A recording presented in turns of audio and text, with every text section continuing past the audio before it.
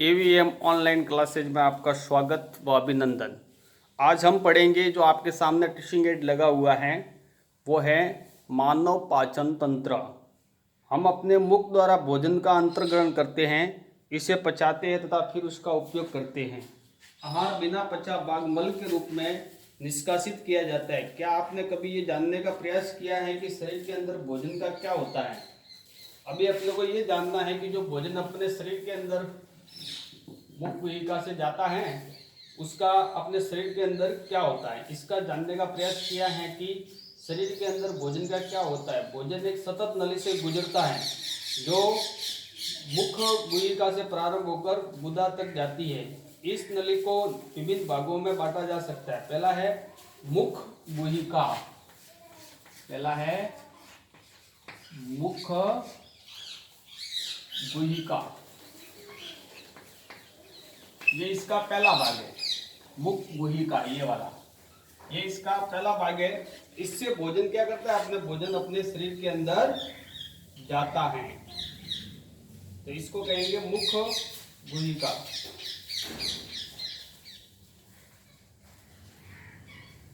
भोजन विभिन्न भागों से गुजरता है, इसके विभिन्न घटकों का पाचन भी क्रम के रूप में हो जाता है। ये एक प्रकार से मुख गुहिका। अब है अपना मुख गुहिका। मुख गुहिका में भोजन का अंतर्ग्रहण मुख द्वारा होता है। इस भोजन को हम जो अंदर लेते हैं वो मुंह के द्वारा लेते हैं, इसलिए इसको मुख गुहिका के अंदर वो प्रवेश करता है। आहार को शरीर के अंदर लेने की क्रिया को क्या कहेंगे? अंतग्रहण कहलाती है। अंतग्रहण क्या कहलाएगी? अंतग्रहण।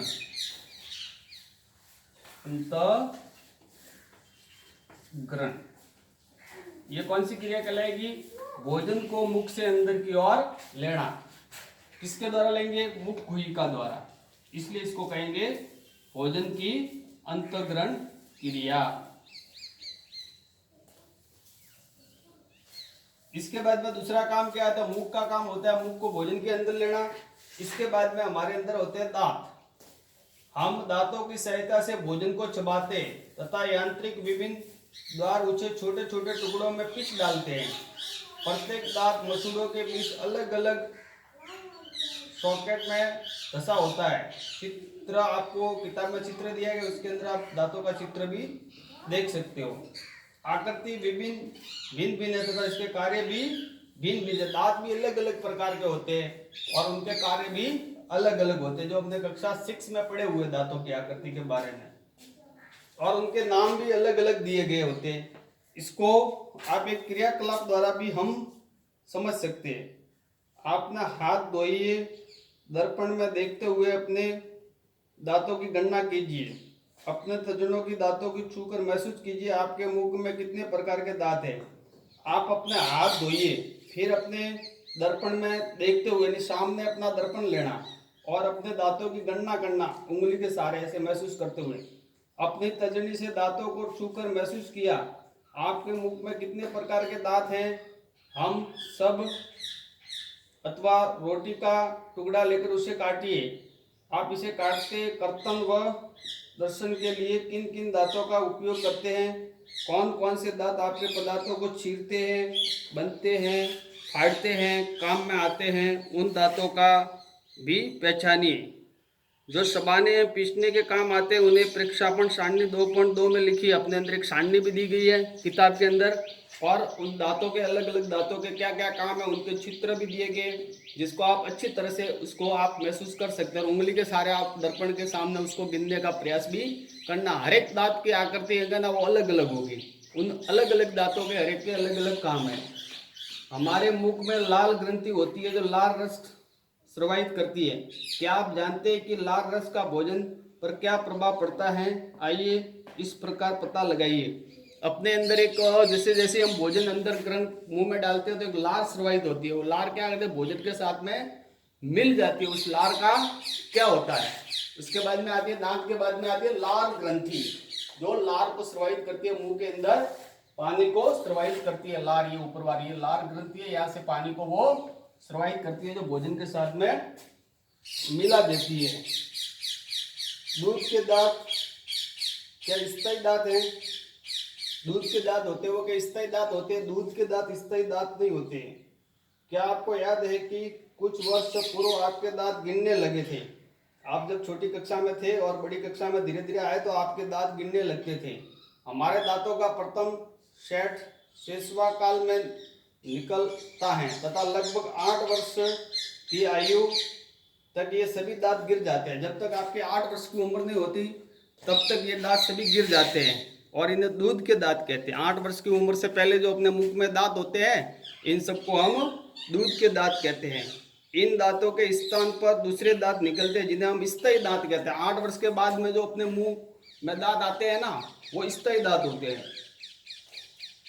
सामान्यतः संभवतः व्यक्ति के स्थायी दांत पूरे जीवन भर बने रहते हैं तथापि वृद्धावस्था में ये प्राय गिरने लगते हैं। अब देखो अपने जो मुख में बचपन में जो दांत आते हैं शेषवा काल में वो अपने 8 वर्ष बाद में गिरने लगते हैं, लेकिन 8 वर्ष के बाद में जो नए दांत आते हैं वो अपनी वृद्धावस्था में गिर जाते हैं, अपना साथ छोड़ देते हैं। तो इसको एक परक नली द्वारा प्रयोग करके देख सकते हैं। क्रियाकलाप 2.3 2 परक नलियां लीजिए, उन्हें ए तथा बी चिन्हित कीजिए। परक नली ए में 1 चम्मच उबले चावल डालिए और 1 चम्मच उबले चावल मुंह में लेकर 3 से 4 मिनट तक चबाइए तथा उन्हें दूसरी परक नली बी में डाल लीजिए। दोनों परक नलियों में 3 से 4 ml डाल लीजिए। चित्र 2.4 जो आपकी किताब में दिया गया। अब दोनों परक नलियों में आयोडीन डालना, थोड़ा थोड़ा मिलकर 2-3 बूंदे डालना, 2-3 बूंद से ज्यादा नहीं, तथा इसका प्रक्षेपण कीजिए। आप परक नली ए तथा बी में क्या अंतर देखते हैं? परक नली ए के रंग में परिवर्तन क्यों आता है? परक नली ए में के रंग में परिवर्तन आएगा। परिणामों की चर्चा अपने मित्रों के एवं अध्यापक से कीजिए। लाल रस चावल के मंड को शर्करा में बदल देता है। जब हम उसको मुंह में चबा के विपक्ष डालेंगे तो इसके अंदर क्या आएगा? लाल रस आएगा। लार ग्रंथि द्वारा, लार ग्रंथि द्वारा क्या आएगा? लाल रस आएगा, जिसके कारण उसका परिवर्तन हो जाएगा। और क्या हो जाएगा? मंड को शर्करा में परिवर्तित कर देगा। वो मंड को किसके अंदर परिवर्तित कर देता है? शर्करा के अंतर्गत परिवर्तित कर देता है। अब है मिठाइयाँ और दंत से। अब मिठाई खाने से दांत खराब हो जाते हैं, उसका दंत से यानी दांतों का नुकसान हो जाता है। तो वो क्या होता है? सामान्य हमारे मुख में जीवाणु पाए जाते हैं, इसलिए हम रोज क्या करते हैं? ब्रश करते हैं सुबह उठ के, परंतु उसमें हमें कोई हानि नहीं होती है। फिर भी खाने के पश्चात यदि हम दांत एवं मुंह साफ न करें तो मुख में अनेक हानिकारक जीवाणु वास करने में वृद्धि करते हैं। ये जीवाणु दांतों के बीच फंसे भोजन की शर्करा का विघटन कर अम्ल निर्वासित करते हैं और यह जमने के लिए अम्ल क्या है? अध्याय 5 में आप इसको और पढ़ेंगे। धीरे धीरे दांत के क्षति पहुंचाते हैं और इसे दंत का सह कहते हैं। ये अपने जो भोजन बीच में जो हम दांत साफ नहीं करते तो उसके बीच में जो भोजन रहता है उसके अंदर क्या करते हैं? ये भोजन उसके साथ में अम्ल बनाकर क्रिया करते हैं और जिससे क्या होता है? अपने भोजन में क्षति हो जाती है और दांतों को अंदर क्षय रोग लग जाता है। तो ये एक प्रकार का क्षय रोग है जो दांतों का रोग कहा जाता है। ये किस प्रकार से लगता है? आपके अंदर किताब में क्रिया द्वारा, चित्र द्वारा भी बताया। धीरे धीरे दांतों के क्या नुकसान होता है। अतः प्रत्येक व्यक्ति को प्रतिदिन कम से कम 2 बार ब्रश अथवा दातुन करनी चाहिए तथा कुछ भी खाने के तुरंत बाद कुल्ला करना चाहिए। मुख के अंदर गंदी उंगली अथवा बिना धुली वस्तु नहीं डालनी चाहिए। आप क्या करते हो? जैसे अभी अपने एक वायरस चल रहा है तो इसके अंदर भी लोग क्या करते हैं? मुंह, आंख, नाक इसको नहीं सुना है तो हम भी क्या करते हैं? कहीं पर भी उंगली लगी हुई है, पेन है तो हम सीधा मुंह में डालते हैं, जिससे भी नुकसान होता है। और दिन में कम से कम 2 बार ब्रश करना चाहिए। कोई भी खाए, चॉकलेट खाए, टॉफी खाए, नमकीन खाए, कुछ भी खाते हैं दिन में तो उसके बाद में तुरंत कुल्ला कर देना चाहिए। इसके बाद में आपके सामने अपनी जिह्वा आती है, ठीक है ना, जिसको बोलते हैं जीभ, ये वाली। इसके ऊपर ये स्वाद कणिकाएं होती है, इसके मालूम से हमको मालूम पड़ता है तीखा है, मीठा है, कैसा है भोजन, उसके बारे में इससे मालूम पड़ेगा। ये कणिकाएं नहीं होगी तो हमको स्वाद का कोई मालूम नहीं रहेगा। इन सब चीजों को अध्ययन करते हैं, हमारे मन में प्रश्न आता है कि हम इन सबके, जैसे हमने मिर्ची खाई तो अपने को तीखा लगेगा, गुड़ खाया तो मीठा लगेगा, तो ये किसके कारण होता है? इस स्वाद कणिकाओं के माध्यम से हमको मालूम पड़ता है। ये अपने जीभ होती है जिसके ऊपर ऐसे जो छोटे छोटे छिद्र होते हैं जिनसे हमको सब मालूम पड़ता है कि अब क्या है।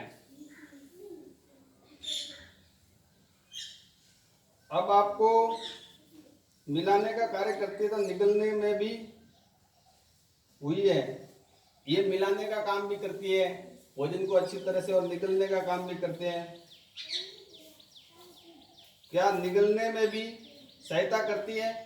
आप कहोगे कि जीभ निगलने में कैसे सहायता करती है? तो जीभ द्वारा ही हम स्वाद का पता चलता है। जीभ पर स्वाद कलिकाएं होती है, आपको चित्र में मैंने बताई है, जिनकी सहायता से हम विभिन्न प्रकार के स्वाद का पता चलता है। क्रियाकलाप 2.4 द्वारा हम स्वाद कलिकाओं की स्थिति का पता लगा सकते हैं।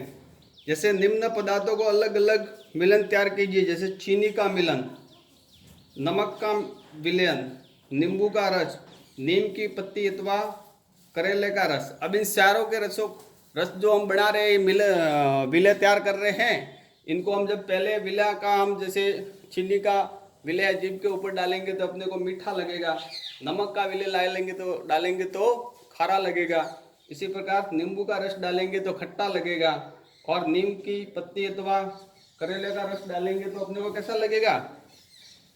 कड़वा लगेगा। तो ये क्रियाकलाप है। आपने किसी मित्र की आंखों पर पट्टी बांधकर उसके अपने जीभ बाहर निकालकर सीधी रखने को कहिए। आप अपने मित्र के किसी को जीभ डालकर बाहर निकालकर उसको सीधी रखने के लिए कहिए, और फिर उसके ऊपर देखिए आपको कलिकाएं छोटे छोटे छिद्र दिखाई देंगे। चित्र 2.6 में दिखाए गए जीभ को विभिन्न क्षेत्रों के ऊपर उपरोक्त में से किसी एक विलय के नमूने की 1-2 बूंदे रखिए। विलय रखने के बाद में आप उसके अंदर देखेंगे कि उसको स्वाद अलग अलग महसूस होगा, और उसको पूछ सकते हैं आपको इसका कैसा स्वाद लगा, इसका कैसा स्वाद लगा। अपने मित्रों से पूछिए कि जीभ के किस क्षेत्र में उसे मीठे, नमकीन, खट्टे एवं कड़वे स्वाद का अनुभव होता है। उसको पूछते रहिए बार बार। इसके अंदर जैसे हमने चीनी का विलय डाला, पूछेंगे कैसा लगा तो वो कहेगा मीठा लगा। नमक का डालेंगे वो कहेगा कैसा लगा तो लगेगा खारा लगा। नींबू का डालेंगे कैसा लगा तो वो कहेगा खट्टा लगा। अन्य सहपाठियों के साथ ये क्रिया को बार बार आप दोहराइए। अब इसके बाद में आती है भोजन नली यानी गर्शिका। भोजन नली यानी गर्शिका। भोजन नली को हम किस प्रकार देखा? भोजन नली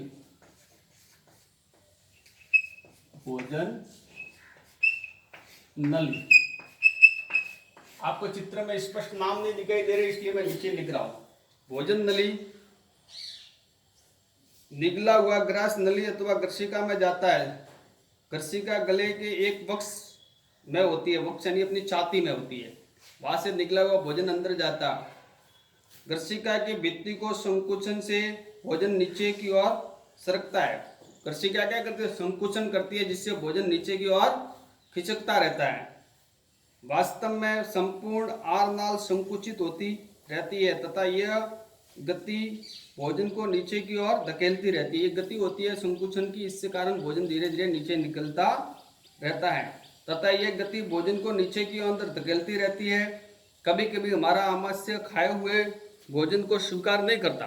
कभी कभी ऐसा होता है कि जो भोजन हम खा रहे हैं उसको वो आमाशय स्वीकार नहीं करता, फलस्वरूप वमन द्वारा उसे बाहर निकाल दिया जाता। वमन यानी उल्टी द्वारा वापस भोजन मुंह से बाहर आना, वो उसको बोलते हैं वमन द्वारा वो भोजन वापस बाहर निकल जाता है। ऐसी घटना याद कीजिए जब भोजन के बाद आपने वमन किया हो तथा इसके कारण के विषय में सोचिए और अपने अभिभावकों से एवं अध्यापक से इस विषय पर चर्चा कीजिए।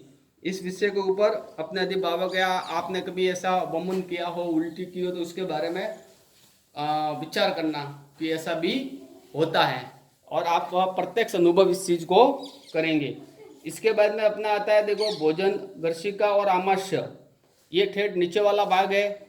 इसके बाद में आपका आता है आमाशय। आमाशय क्या होता है? आमाशय, ये तीसरे नंबर वाला आमाशय, ये आमाशय भाग। ये इस प्रकार के विभिन्न प्रकार के भाग है।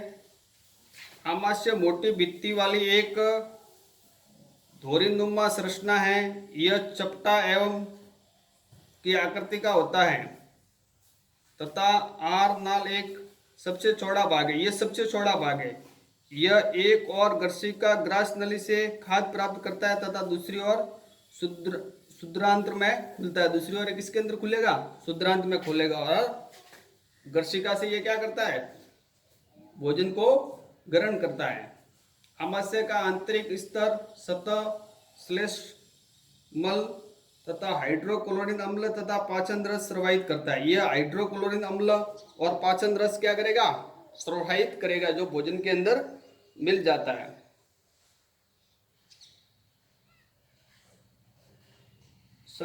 श्लेष्मल आमाशय के आंतरिक स्तर को सुरक्षा प्रदान करता है।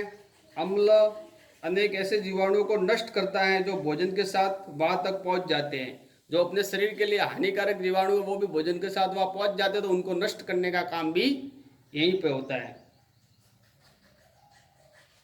साथ ही वह यह माध्यम से अम्ल बचाता है, जिससे पाचन रसों को क्रिया करने में सहायता मिलती है। अम्लों को भी बचाता है, जिससे पाचन क्रिया में अपने को बहुत बड़ी सहायता मिलती है। पाचन रस जटिल रस प्रोटीन को सरल पदार्थ में विघटित कर देता है।